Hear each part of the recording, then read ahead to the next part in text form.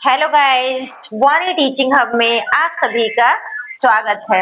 आज हम लोग पढ़ेंगे कारक। अभी तक मैंने संज्ञा, सर्वनाम, क्रिया और विशेषण ये 4 टॉपिक्स पढ़ा दिए हैं। आप लोग प्ले लिस्ट में जा करके देख सकते हैं। और आज हम पढ़ेंगे कारक, उसके बाद हम लोग क्रिया विशेषण पढ़ेंगे और अलंकार और रस ये दोनों काव्य शास्त्र के टॉपिक भी मैंने पढ़ा दिया है। और काव्य शास्त्र में बचा है छंद, जिसे भी मैं पढ़ा दूंगी आपको, जिससे कि आपको यूपी पुलिस एग्जाम में कोई परेशानी ना हो। यूपी पुलिस, लेखपाल, इन सब के लिए आपका जो हिंदी का टॉपिक है वो सारा यहीं से कवर हो जाएगा। और छोटे छोटे वीडियोज, शॉर्ट्स के माध्यम से जो चीजें आपको हिंदी में लर्न नहीं होती हैं, टफ लगती हैं, वो चीजें मैं आपको बता दूंगी। ठीक है, तो आज हम लोग कारक के विषय में पढ़ेंगे। एक छोटी सी क्लास होगी जिसमें आप कारक के विषय में जान जाएंगे, कहाँ और कैसे प्रयोग करना है। और ये बुक में लिखा रहता है, चूंकि फिर भी हमको याद नहीं होता और किस टॉपिक में कहाँ हम फंसते हैं ये भी आपको समझ में आ जाएगा। ठीक है, और आज हम पढ़ेंगे इसे। और वाणी टीचिंग हब को आप सबने इतना प्यार दिया है, इसके लिए आपको बहुत बहुत धन्यवाद।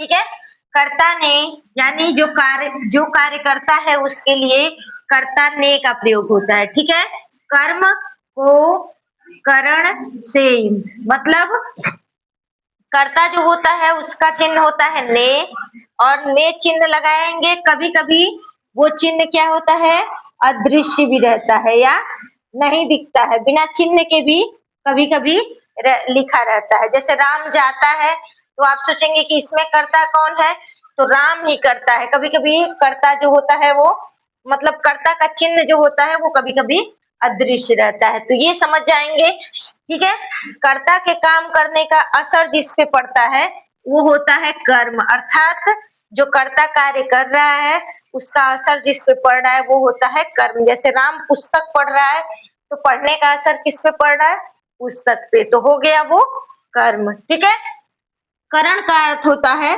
से, मतलब साधन। कर्ता जिस भी साधन से कोई कार्य करता है वो होता है करण। ठीक है, जो भी करता है वो जिस भी साधन से अपना कार्य संपन्न करता है वो होता है करण। जैसे अगर हम कहें कि राम ने रावण को धनुष से, बाण से मारा, तो से आया तो क्या हुआ, किससे मारा, तो साधन यानी से मारा। ठीक है, साधन से मारा। समझ में आ गया ये आपको। उसके बाद कर्ता का जो साधन प्रयोग होता है कोई कार्य संपन्न करने के लिए वो होता है करण। ठीक है, उसके बाद है संप्रदान। संप्रदान में आ गया प्रदान। जब हम किसी अन्य के लिए कोई वस्तु प्रदान करते हैं तो वो हो जाता है संप्रदान। जैसे राम ने प्रजा को, जैसे राजा ने प्रजा को धन दिया, तो किसको दिया, को यहाँ किस लिए प्रयोग हुआ, संप्रदान के लिए। जब हम कोई भी कार्य करें और वो कार्य किसी अन्य के लिए हो तो वहां संप्रदान होता है। ठीक है, समझ में आ रहा है सबको। उसके बाद है अपादान। अपादान का अर्थ होता है अलग होने से। जब भी हम किसी चीज से अलग होंगे तो वो होता है अपादान। यहाँ पे एक चीज और समझने के लिए है, किसी की तुलना करेंगे तो भी क्या होता है, अपादान। जब दो वस्तुओं में तुलना करेंगे तो भी वहां अपादान होता है। ठीक है, समझ में आ रहा है।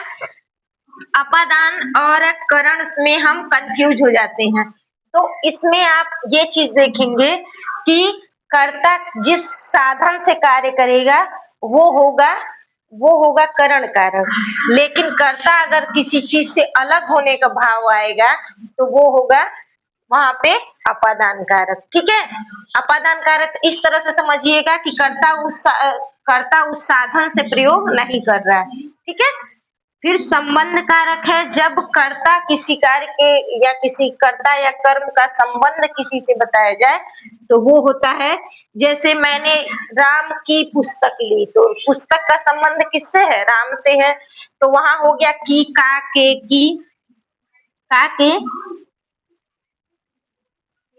की भी लिख सकते हैं। ठीक है, अधिकरण, जब कोई वस्तु किसी चीज पे रखी हो, किसी टेबल पे रखी हो, किसी चेयर पे रखी हो, तो किस स्थिति में रखती है वो होता है अधिकरण। ठीक है, संबोधन जब हम किसी को पुकारते हैं तो वो हो जाता है संबोधन। इसमें से आपको इतना समझ में आ गया। अधिकरण जैसे मेज पर किताब रखी है, कोई व्यक्ति छत पर खड़ा है तो पर का प्रयोग हुआ। अधिकरण मतलब किसी वस्तु का सहारा लेकर के। ठीक है, इतना आपको समझ में आ गया। कारक, कारक को विभक्ति भी कहते हैं।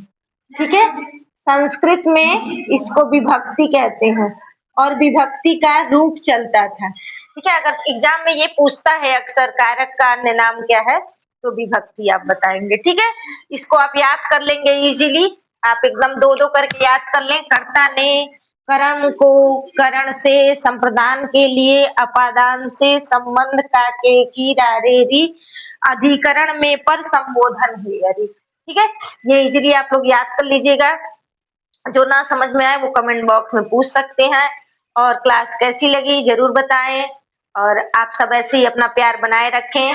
Thank you, bye bye.